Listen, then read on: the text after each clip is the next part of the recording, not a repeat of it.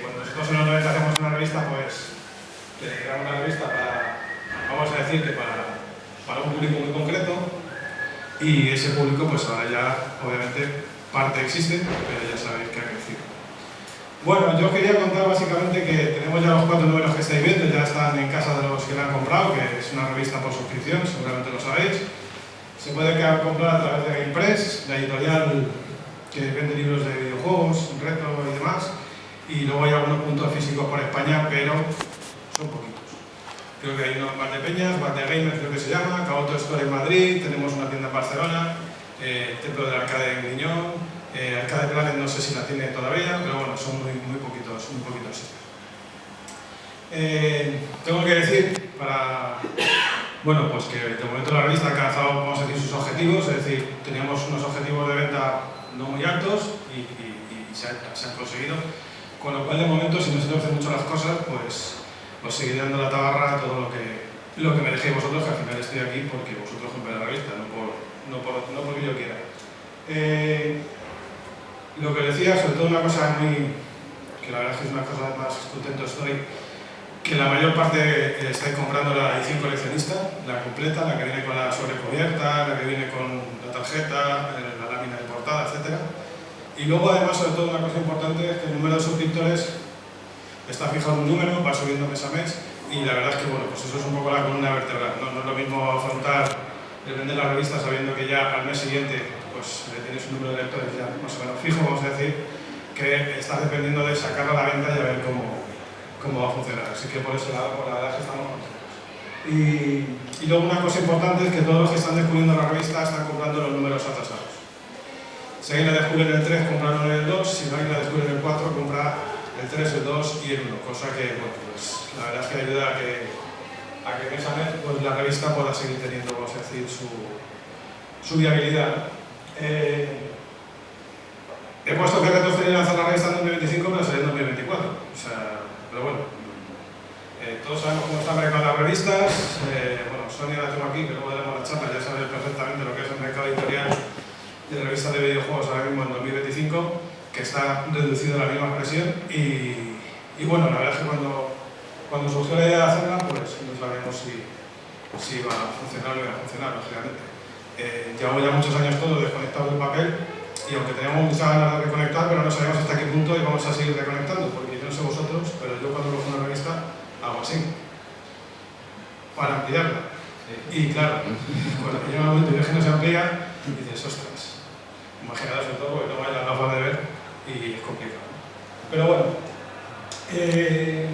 esos retos tenían que ver con crear una publicación atractiva y con valor. La atractiva, bueno, vamos a ponerlo como algo casi que tiene que tenerlo.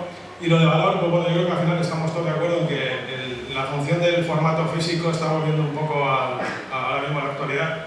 Hay gente que vuelve a coleccionar VHS, incluso a usar VHS. Los vinilos, pues no hará falta que os diga que hay muchos grupos musicales que sacan sus discos en los vinilos directamente para tocadiscos. Es decir, efectivamente. Y cassette también, o sea, es decir, estamos volviendo a un formato físico porque, bueno, pues llamémosle nostalgia, llamémosle lo que queramos. Yo en el caso de la información echaba de menos el papel, sobre todo por el tratamiento de los temas, es decir, no es lo mismo el tratamiento de un tema que tiene una revista en papel que una revista en internet. Vamos a decir revista en internet a las webs de noticias, que al final son noticias en el 90% de las ocasiones. El resto del 10% son reportajes, viajes, análisis, que bueno, ahí sí que podemos equipararlo al contenido que va en papel. Buscar temáticas. Esto era importante porque, bueno, luego lo explicaré, sobre todo, creo que lo sabéis, pues no me dirijo a la misma gente que a los mismos lectores que me dirigía en el año 92, 93 o 94, creo que está claro, ¿no?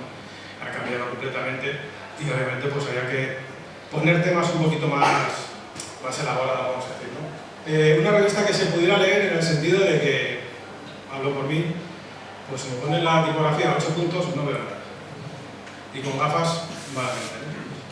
Quizás eso es lo mismo, pero un poco más uno, ¿no? Claro, eso viene después. Que saca fotos de Hobby Consolas, de los años 90. Y luego decidí hasta dónde llegaba la autorreferencia, lo que ese punto autorreferencial, porque al final iban a participar en la revista muchas firmas de periodistas que han trabajado en los 90 en revistas de videojuegos en los años 2000, en los años 2010, y nosotros teníamos muchos inputs de potenciales lectores antes de lanzar la revista que nos decían: oye, tenéis que recuperar esto, tenéis que recuperar lo otro. O sea, era un poco hasta dónde podíamos volver a cosas que habíamos hecho en los 90 y hasta dónde no podíamos volver a cosas que habíamos hecho en los 90, porque porque no interesarían, y otras porque nos acabarían llevando a la cárcel directamente. O sea, y seguro que os acordáis todo de alguna que otra sección.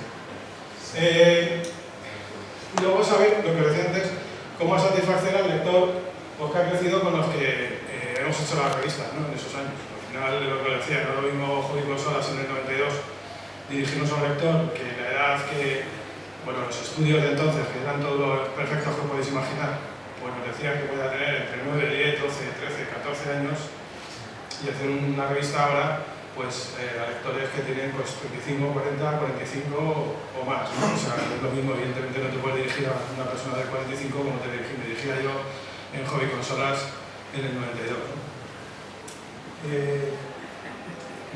El valor de la publicación teníamos claro, pues yo tenía claro por lo menos que tenía que ser obviamente en papel, tenía que ser físico y tenía que ser de la mayor calidad posible.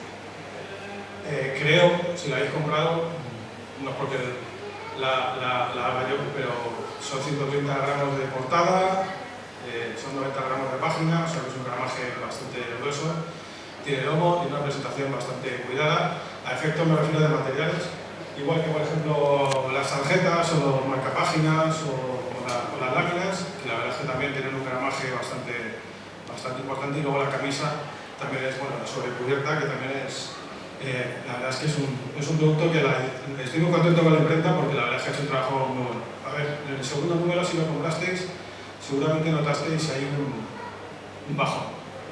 Ellos me dijeron que se equivocaron, pero bueno, pues por suerte hemos corregido, y tanto en el 3 como en el 4 y ahora en el 5 pues se va a mantener como el número 1, y en eso no va a haber problemas. La maquetación tampoco quería muchas complicaciones. Como os decía, quería una revista para leer, no quería poner fondos chillones, no quería poner siluetas por el fondo emborronando el texto, que al final lo que queríamos era que se pudiera leer. Al final que el texto estuviera básicamente sobre el fondo claro, que no hubiera interrupciones, interferencias. Ha habido incluso algunas personas que me han dicho que las líneas esas que ponemos, aunque están muy difuminadas, casi no se ven, que molestan. O sea, es decir, que con una línea del 15%, que es casi invisible al ojo, molesta, pero bueno, no, son casos pequeños, son casos aislados, ¿no? Lo que sí me gustaba mucho, yo os imagino como muchos de vosotros, seguro que os acordáis de las revistas de club de los años 80, de las consolas, de Videopark, de Atari, de ColecoVision. Tenía sus... Cuando te comprabas una consola era muy habitual que te podías apuntar al club Atari, al club Philips, al club ColecoVision, todo esto. Y a mí eran unas revistas que me encantaban. Y en alguna que otra, pues he visto estas líneas que veis ahí, que son un poco el distintivo de la revista y que es un poco un homenaje a esa revista retro. Ese color amarillo igual está cogido de un catálogo de Philips del año 82, y para que pareciera viejo aposta, o sea que no pareciera, no es un error de imprenta, o sea, ha salido así aposta, y la idea era un poco eso, transmitir un poco el tema retro, sobre todo con el tema de las líneas. Hice una pequeña encuesta antes para saber si no me había vuelto loco, y todos me identificaban bastante ese elemento gráfico con una referencia, vamos a decir, retro a patrones de los años 70 y 80. Alguno incluso me dijo que qué bonito para ponerlo en la pared como papel pintar. Entonces, bueno, pues cuando me dijeron eso, sabía que iba por buen camino, ¿no? Bueno, pues aquí tengo una revista que yo de pequeño, pues, alguna llegué a tener.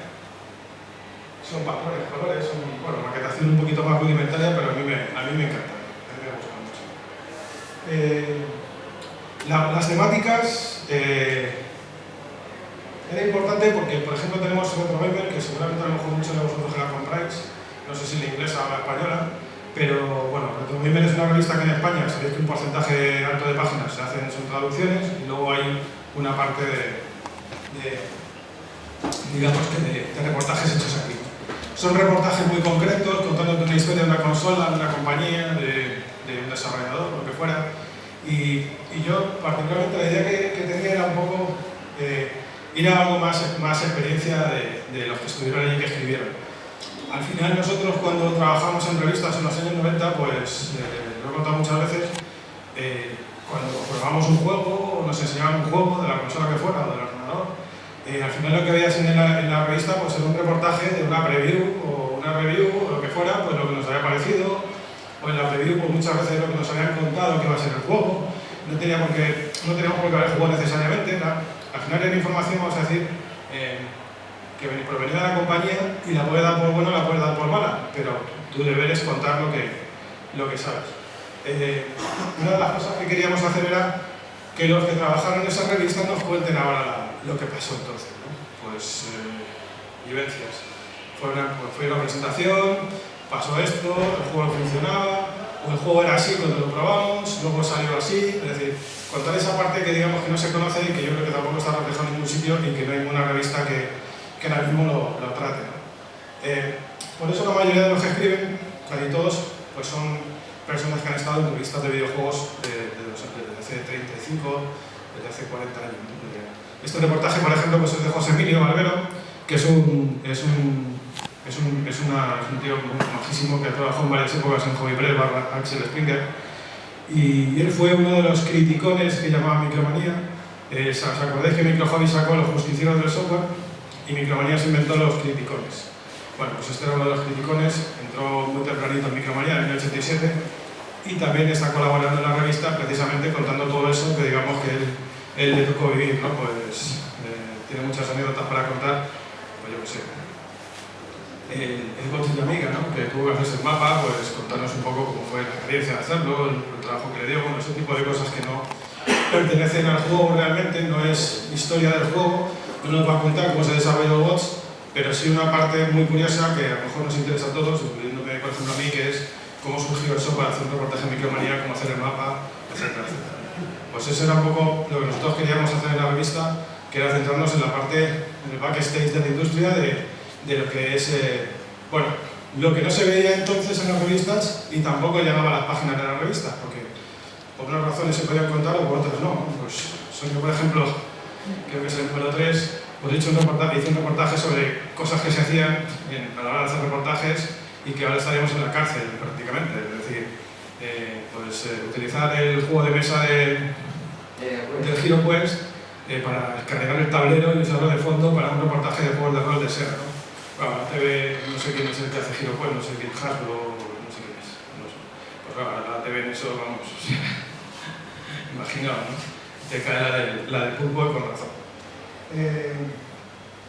Igual con las temáticas, la cosa tampoco era decir, vamos a hablar de Monkey Island y de las aventuras, y bueno, pues enfocarlo en una parte que yo creo que todos estamos de acuerdo, no sé vosotros, yo por lo menos, a mí Monkey Island me hizo sonreír mucho y me reí bastante, y yo creo que es uno de los juegos, junto con Mortadelo y Filemón, con los que aprendí a reír y sobre todo a tener un humor un poco más afín a esos, al final eran héroes en la época que yo tenía, ¿no? Mortadelo y Filemón eran mis héroes, los chistes que hacía Ibáñez, y Monkey Island yo creo que era uno de los referentes. Así que... bueno, aquí tenemos un reportaje de Sonia precisamente, para, un poco por los temas esos que os digo, que bueno, hubo ahí, no sé si os acordáis, si compráis Hobby Consolas, pues cuando sale Super Mario 64 es uno de los juegos que no se le pusieron puntuación. Se le pusieron unos guioncitos como diciendo, no puntuamos, ¿no? Bueno, pues aquí esto es el número 4, pues aquí nos cuenta Sonia cómo fue el proceso de análisis del juego durante varios meses, hasta que ya al final decidieron que no le ponían puntuación y el ulterior cabreo de Nintendo por no tener puntuación. Así que todo eso, pues bueno, son artículos que no hablan de Super Mario 64, no hablan de Nintendo, no hablan de Miyamoto, pero yo creo que es un detalle que, bueno, si en aquella época que leíais Hobby Consolas y os dijisteis esto porque no puntúan Super Mario 64, pues bueno, como suele decirse, va a valer tarde que nunca, y la explicación llega a 29 años después, ¿no? 29. ¿Eh? Sí. Una revista para leer, pues bueno, es lo que os digo, el diseño, pues básicamente no queremos que el texto esté manchado y que no se pueda leer. La idea es leer, yo creo que ahora mismo todos leamos lo que leamos y donde lo leamos, lo que queremos es leer. A lo mejor en otra época solamente leíamos pies de fotos o leíamos solamente una página que era la que nos interesaba y el resto lo dejábamos. Ahora yo creo que todos estamos en esa situación en la que lo que cae en nuestras manos nos lo leemos. Yo por lo menos, me digo que sea digital, en papel, me gusta leer. Y además es una petición que nos hicieron muchos cuando dijimos que vamos a hacer la revista, a través de los directos que hago todos los días y demás, siempre en el chat de José Luis, que el texto esté grande, que el texto esté grande, ¿no?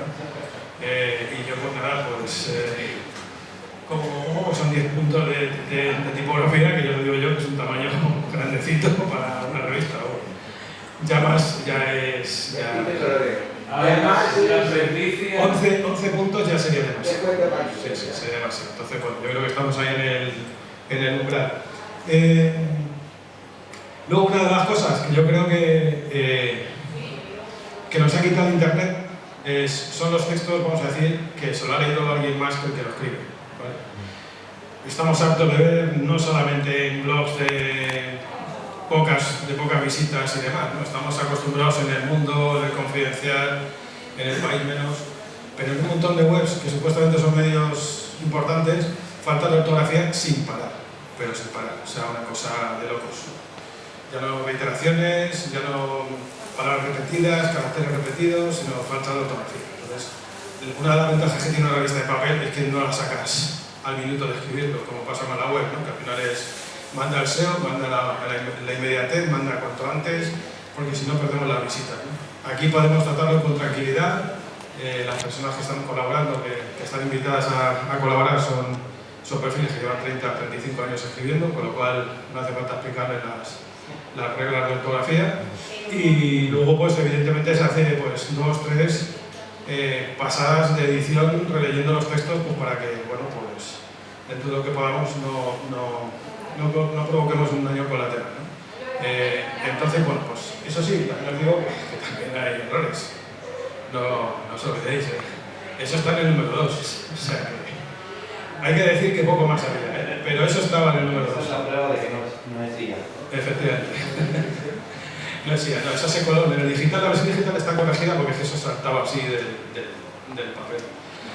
Bueno, había un lector, precisamente no sé qué número, creo que fue el número 3, al final, cuando se publicó ya el número 3 y ya llegó a todos los lectores, que me escribió y me dijo: José Luis, he leído la revista, solamente te le falta ortografía.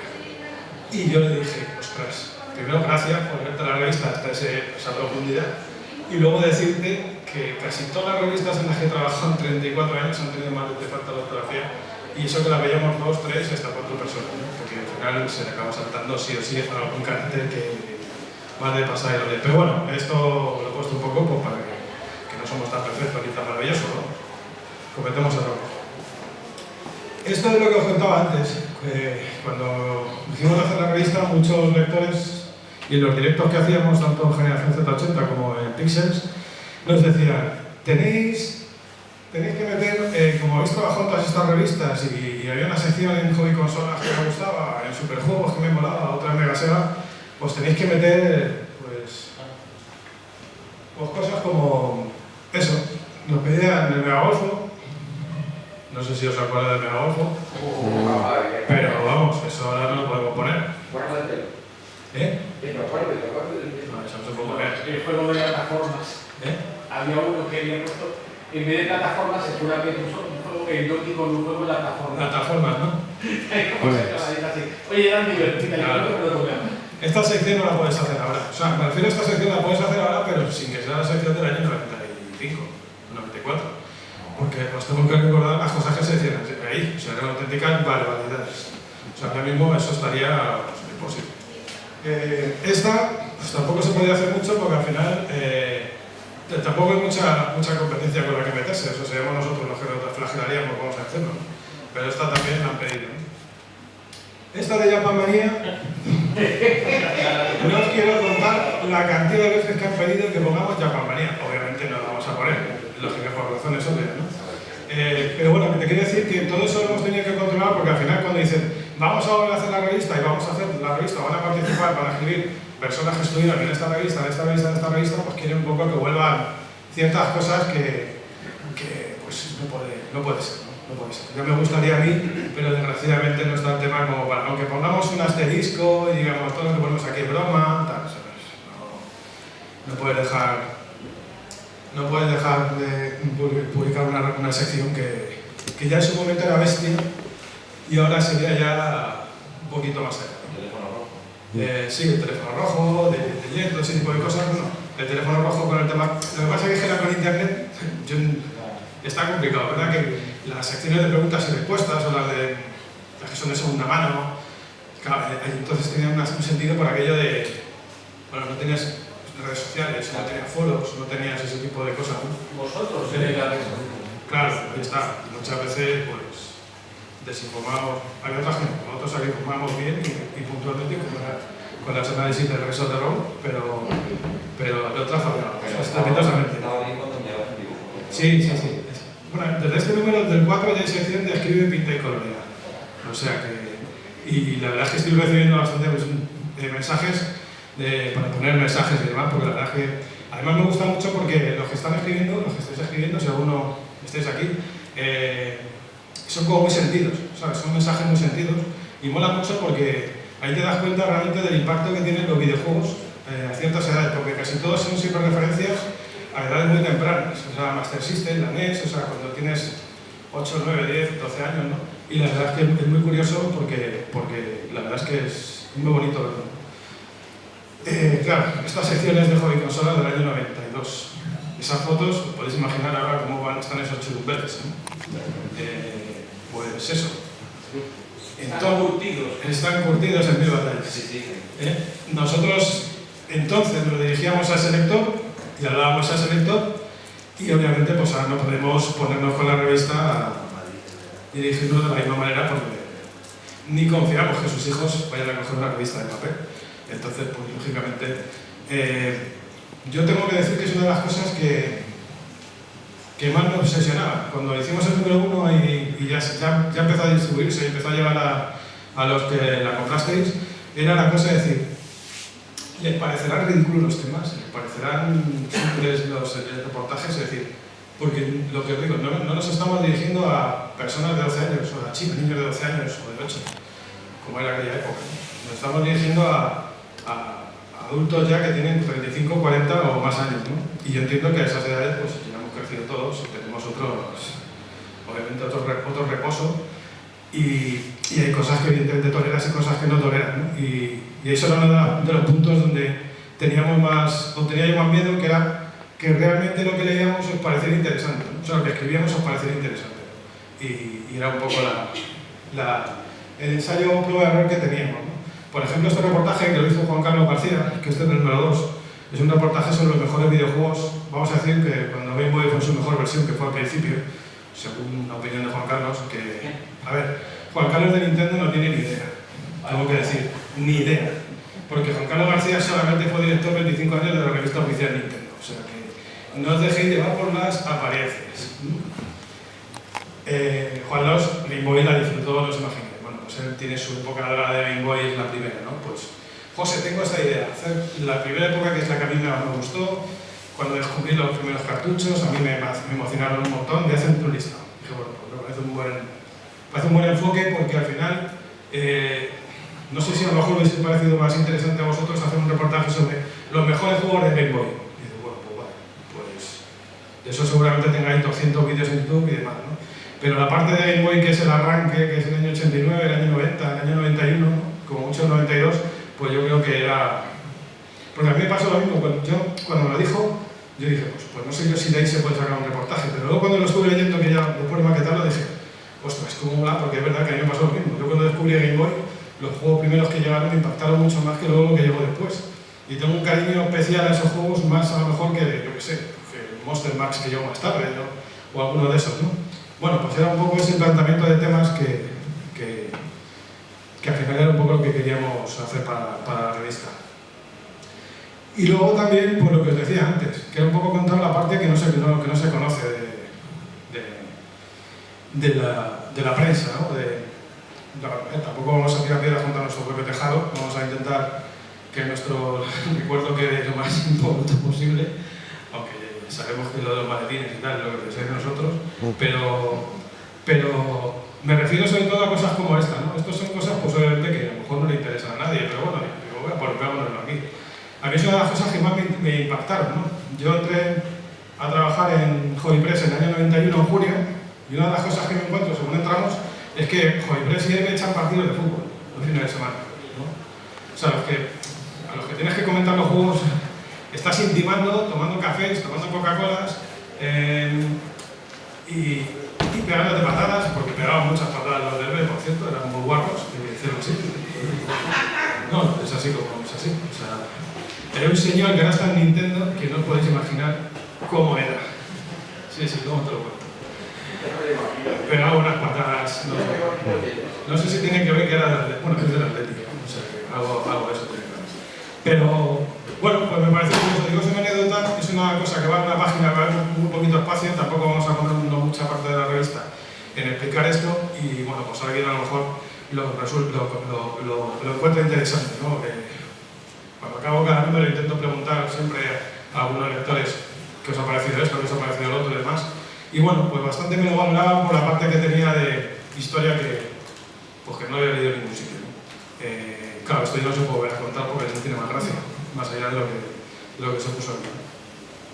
Entonces, bueno, pues esto es un ejemplo un poco de lo que os digo del backstage de la industria, de esa presentación que no funcionaba el juego, la compañía que acabó poniendo un vídeo porque la beta no iba, ese tipo de cosas que al final, pues, vosotros veíais la revista publicada con, vamos a decir, lo bonito de eso que habíamos visto, pero luego en realidad pues había pasado mucho hasta que ese material lo podíamos tener, ¿no? Luego a lo mejor en la siguiente charla, cuando Sonia, que nos toca a continuación, pues por ejemplo, si alguno quiere saber por qué Hobby Consolas no le dio la portada a Swiss en el mes de lanzamiento, pues se lo puede preguntar tranquilamente. Muchos decían que Sony Consolas y estas cosas, y la explicación es más sencilla. Pues todo ese tipo de cosas, que desde fuera parecen una cosa, pero cuando estás dentro te das cuenta que son de otra, y además no puedes hacer nada por hacer lo que realmente quieres hacer, pues ahí toma un poquito más de valor. Y son esas cosas las que también queremos contar, pues, a ver, no para quitarnos culpas de las cosas que hemos hecho mal, que algunas las hemos hecho seguro, sino para explicar lo que fue y cómo funcionaba un poco la industria, que en aquella época pues estaba empezando y no era tan profesional como a lo mejor lo es ahora. Que si os digo la verdad, mirando entonces y mirando ahora, no sé yo exactamente por cuál me quedaría. Pero bueno.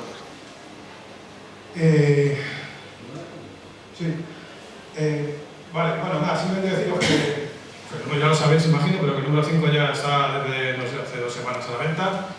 Que la sobrecubierta va a ser Vectrex, porque la revista va a ir centrada en lo que son los videojuegos vectoriales, tanto de ordenadores como de consolas, como de consolas y como de recreativas. Y nada, pues casi seguro, todavía no lo tengo seguro porque la imprenta me tiene que confirmar un detalle, pero si me lo confirma, será el primer número 5 que tenga un póster. A los que se suscriban tendrán un póster. Y la idea que tengo de poner material pues son cosas, por ejemplo, como esta, que es una ilustración de los años 80 de Fénix, de Atari, que bueno, pues yo creo que esto en grande puede quedar bastante bonito. El póster además sería 50 por 70, creo. Lo único que tengo que ver es el plegado que pueda tener el nuevo tamaño de la revista para que pueda ir en el paquete que me haga impreso. Pero si me lo confirman, pues seguramente tendremos póster en este número en el que sale a finales de abril. Y nada más, hasta aquí he llegado. Si queréis alguna pregunta, alguna cosa que queráis hacerme, aquí estoy para que lo quede.